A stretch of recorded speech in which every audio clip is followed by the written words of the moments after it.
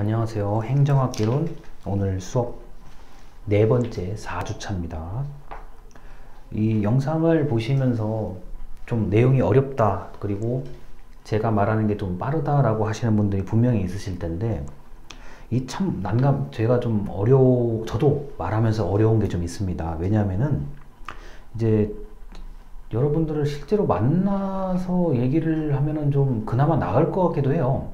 여러분의 어떤 그 표정 같은 걸 좀 보고 이해가 되는 건지 안 되는 건지 뭐 이런 거 있잖아요. 저도 그래야 좀 말을 바꿔서 할 수 있을 텐데 그렇지를 못하다 보니까 좀 저도 답답합니다. 그 교과서에 59쪽부터 64쪽까지의 얘기인데요.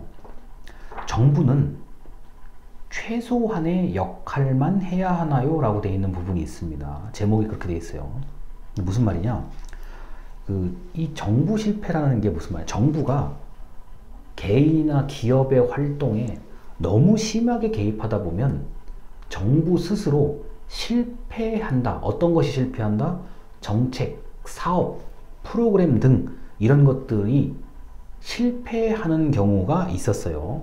자, 미국 기준으로는 1970년, 1980년, 영국 기준으로는 1980년쯤에 있었던 일들입니다. 정부 실패라는 단어는 행정학에서 굉장히 많이 쓰는 단어인데, 정부가 개인이나 기업의 활동, 시장 영역, 자유롭게 거래하는 시장 영역에 너무 개입을 하다 보면, 너무 간섭하다 보면 정부가 오히려 실패한다 라는 얘기를 이제 드리는 거예요. 그러면 정부가 왜 실패하는 이유, 정부가 너무 심하게 시장 영역에 간섭 개입할 경우에 실패하는 이유가 네 가지입니다. 첫 번째, 내부성 발생이에요. 이게 좀 어려운 단어예요. 내부성이 드러난다. 내부성이 뭐예요? 하고 물어보면은 정부가 좀 많은 국민들을 위해서 일을 하는 게 아니라 정부가 어떤 사적인 이익, 공무원의 개인적인 이익, 뭐 어떤 정보 팀이나 어떤 조직의 이익을 추구하다 보니까 시민들을 위한 그런 일을 덜 하게 된다는 거죠. 이게 내부성의 개념입니다. 자, 다시요. 제가 지금 강의 자료에는 정부가 사적 이익을 추구한다 이렇게 짤막하게 써놨는데요. 내부성이란 얘기는 정부가 많은 사람들에게 뭔가 좋은 일을 좀 해야 되는데, 정부가 자기의 어떤 조직을 위해서, 그리고 공무원 개인을 위해서 일을 하거나 관심을 더 가진다, 이럴 때가 내부성의 개념이라고 할 수 있습니다. 그 다음에 두 번째, 이건 이해하기 쉬워요. 비용의 증가. 정부가 무슨 돈을 저렇게 많이 써? 왜 쓸데없는 돈을 저렇게 많이 쓰지? 이 비용의 증가. 그 다음에 이런 거요. 이거 이상하다?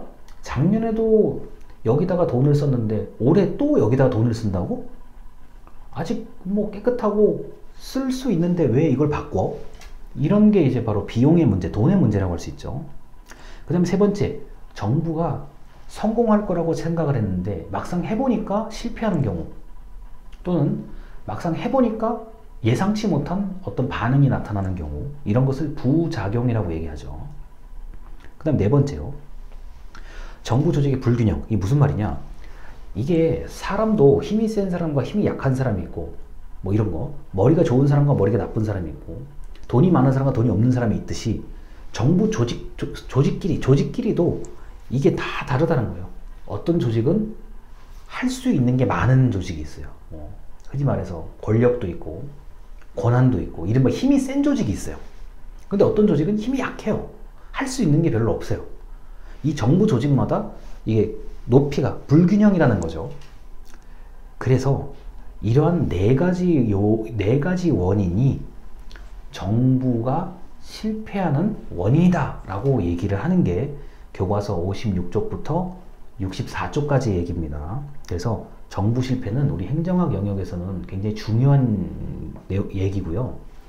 지금도 사실은 정부가 할 필요가 없는 것, 정부가 굳이 할 필요가 없는데 하는 것들도 있어요. 반대로 정부가 너무 많은 것을 하다 보니까 오히려 문제가 생기는 경우도 있습니다. 그래서 정부는 이 정부 실패라는 단어는 좀 알아두시면 나중에 행정학 공부할 때 굉장히 많이 이해를 하실 수가 있습니다. 일단 여기까지 하겠습니다. 감사합니다.